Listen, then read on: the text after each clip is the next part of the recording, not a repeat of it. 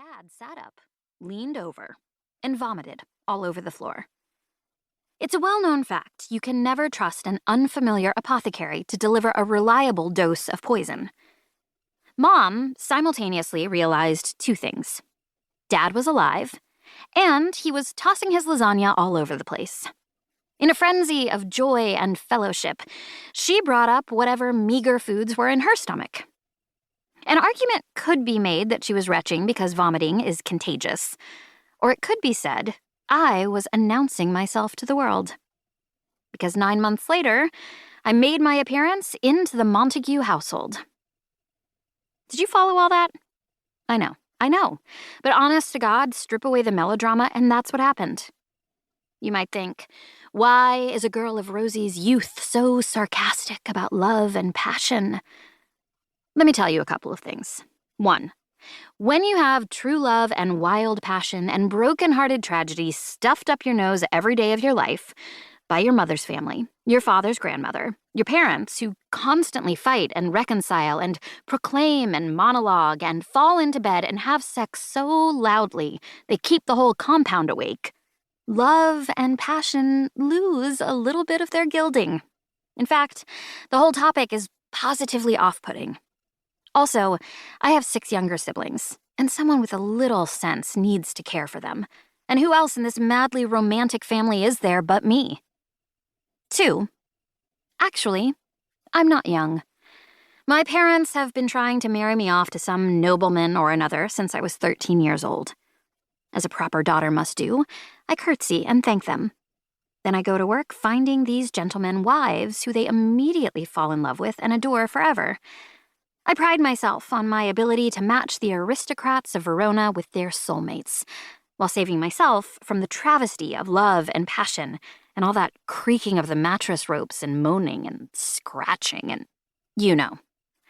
Consequently, I'm old, almost 20 years, a heart-whole spinster renowned for the bad luck of being repeatedly jilted, condemned to living in my parents' house until my younger brother grows up, marries, and replaces my father as the head of the household. He's 6. I've assembled all the abilities to remain single, and I've got all the time in the world. Until the day I was summoned to my parents' suite and heard my mother's fateful words. Daughter, your father and I have excellent news for you. Chapter 2. My heart sank. I've heard the start of this conversation 4 times before, although not for the past 2 years. Yet my parents had once more dragged the subject into the house the way a cat drags in a half-dead rat. A half-dead rat that needed to be killed once and for all. I made the proper response. Madam Mother, I eagerly await your bidding. We have found you a husband. 7 children had rendered Juliet broader in the hips and rounder around the middle, but in fair Verona, her dark eyes epitomized love. Poets sang of them, and found themselves skewered on Romeo's sword. The problem, as I see it, is that I have my mother's eyes. Here we go again. I curtsied. I gladly await your instruction, dear keepers of my heart. With a flourish, Papa announced, Duke Lear Stefano of the House of Creppa has asked for your hand. My curtsy knee developed a hitch, and I almost collapsed. Duke Stefano? 2 weeks ago, he buried his 3rd wife. He's had bad luck, it is true, Papa allowed. Bad luck? My voice rose. After all, I am a Montague. I have volume, and I know how to use it. Titania lies barely cold in her tomb because she ate poisoned eels.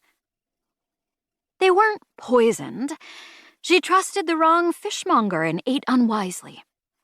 Mama believed that, or pretended to. I know she was your friend, but she suffered from the sin of gluttony. Anyway, I don't understand how anyone can eat eels. The texture. She made a small retching sound.